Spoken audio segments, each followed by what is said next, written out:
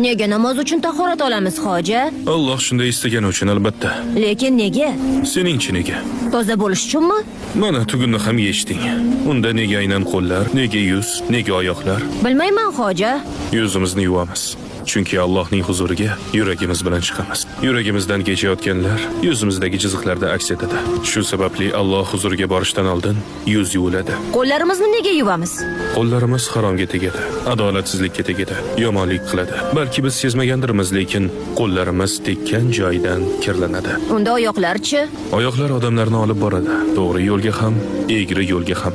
Shuning uchun oyoqlar ham o'tmishdan tozalanishi kerak. Tahorat olayotganda suvga Allohning rahmatiga erishajak kishidek yuguring. Alloh suvni o'ziga ibodat qilish va unga yaqinlashish vositasi sifatida yaratdi.